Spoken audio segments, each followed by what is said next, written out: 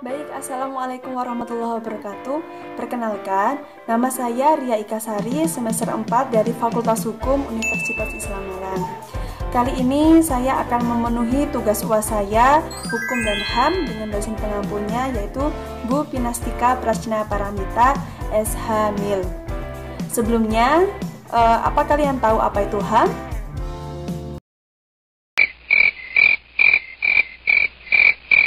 Baik, HAM atau hak asasi manusia menurut saya adalah segala hak dasar yang dimiliki oleh seseorang, oleh manusia sejak ia dalam kandungan sampai ia telah lahir ke dunia, yang tidak dapat diganggu-gugat oleh siapapun, yang tidak dapat dicabut oleh siapapun, karena itu termasuk anugerah dari Allah Subhanahu wa Ta'ala yang tujuannya untuk melindungi ia dari perbuatan yang sewenang-wenang, yang melindungi dia dari perbuatan kekerasan dan lain sebagainya, dan tentunya untuk mendorong ia bertindak secara kesadaran dan rasa tanggung jawab dan menjamin agar hak asasi manusia yang lainnya tidak terganggu, seperti itu.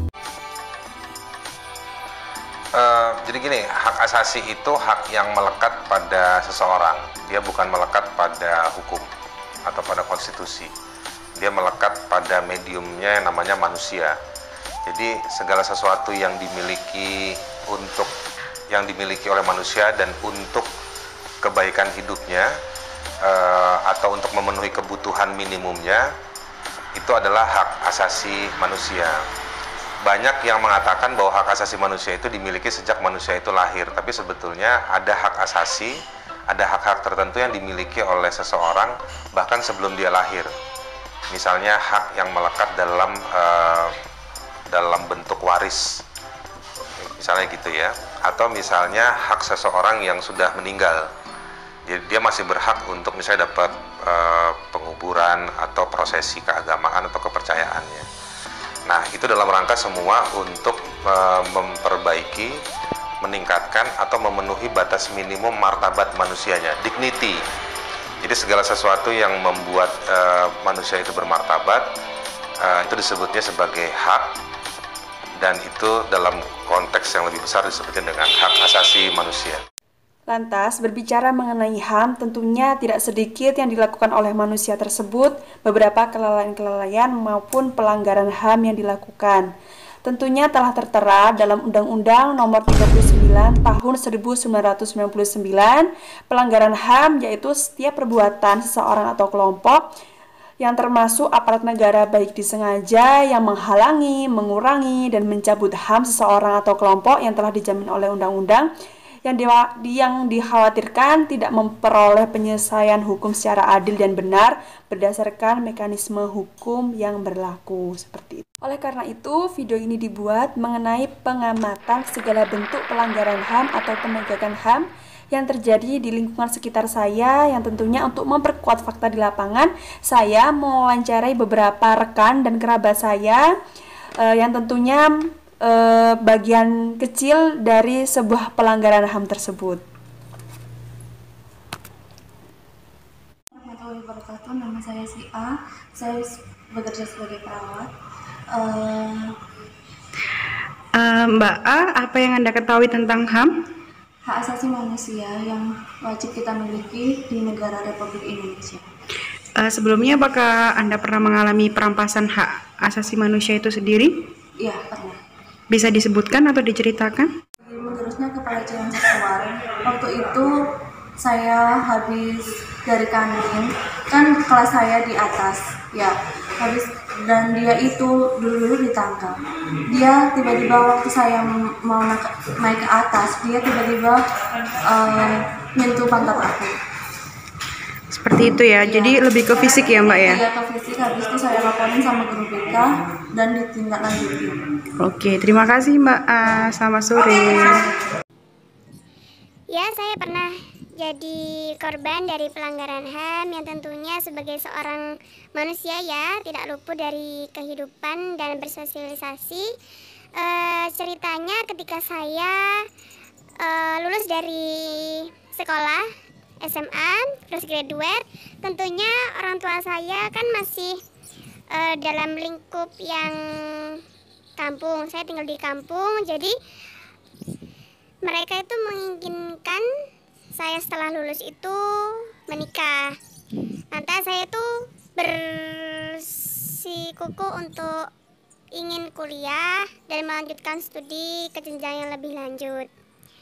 Saya telah bicara dengan baik-baik kepada orang tua bahwa saya ingin melanjutkan kuliah. Beliau menyetujuinya, tapi beda dengan nenek saya dan kakek saya yang menginginkan saya segera menikah.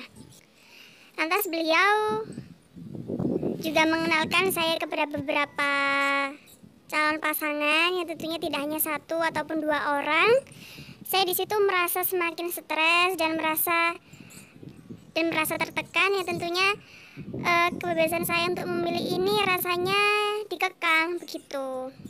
Dalam hal ini saya selalu dan sering mencoba untuk menekankan kepada nenek dan kakek saya untuk lebih memilih studi saya, dan akhirnya beliau pun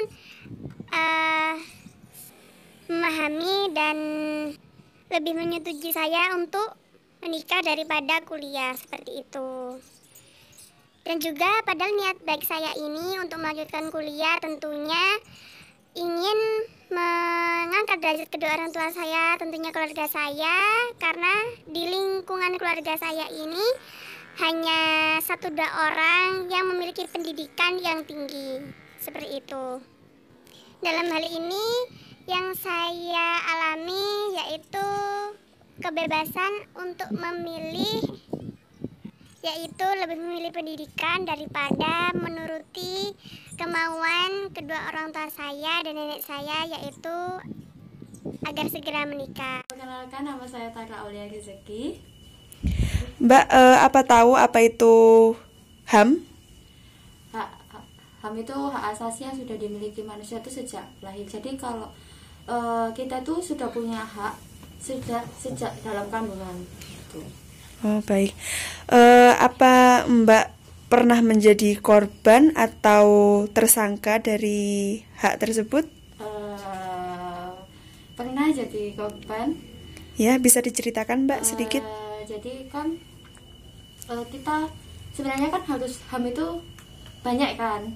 Hak untuk hidup, hak untuk memiliki kebebasan, hak untuk ya banyak di negara ini kan udah diatur kan ya. Nah, kalau di saya itu yang paling sulit itu hak untuk memiliki kebebasan. Nah, kan gini saya kan mendapat beasiswa bidik misi kan. Nah, kan kalau orang artinya itu kalau bidik misi itu beasiswa untuk orang miskin kan yang tidak mampu. Nah, jadi mereka itu semena-mena kalau orang miskin itu pasti identik dengan yang rumahnya dari Gubuk. Ya, gubuk. Terus habis itu bajunya itu biasa, terus HP-nya juga biasa, terus sederhana gitu. Nah, sementara itu dalam kenyataannya mereka mungkin lihat itu ada yang pakai HP iPhone, ada yang pakai baju bermerek. Jadi mereka itu dengan seenaknya itu ngejudge saya kalau mampu gitu loh, gak pantas kamu dapat beasiswa bidik misi kayak gitu, kamu itu mampu gitu. Mereka dengan seenaknya sendiri itu gitu. Jadi kayak gimana ya. Nah, jadi mereka kan sisik bijim. Iya. Oke. Nah, jadi kan mereka itu bilang saya gak cocok dapat beasiswa, saya itu gak pantas dapat beasiswa. Nah, sementara dari pihak kampus sendiri itu udah ada prosedurnya dalam menentukan anak itu tuh pantas apa enggak dapat beasiswa itu, mulai dari untuk menyiapkan slip gaji orang tua, slip rekening PLN, terus PDAM, terus habis itu dicek, disurvei ke rumahnya. Dan di situ sendiri saya juga sudah disurvei, dilihat bagaimana keadaan rumahnya, bagaimana keadaan waktu itu pekerjaan orang tua saya gitu.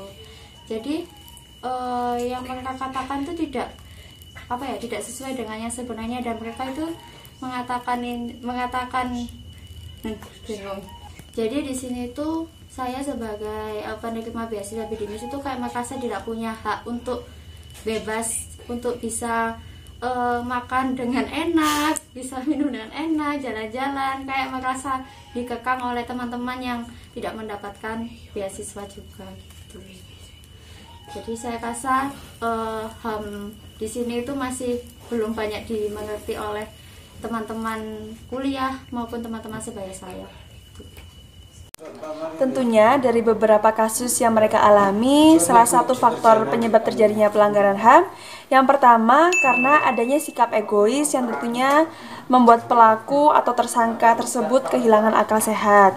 Yang kedua, sikap tidak toleransi terhadap sesama yang membuatnya selalu seenaknya sendiri, selalu berbuat sewenang-wenangnya sendiri. Yang ketiga, penyalahgunaan kekuasaan.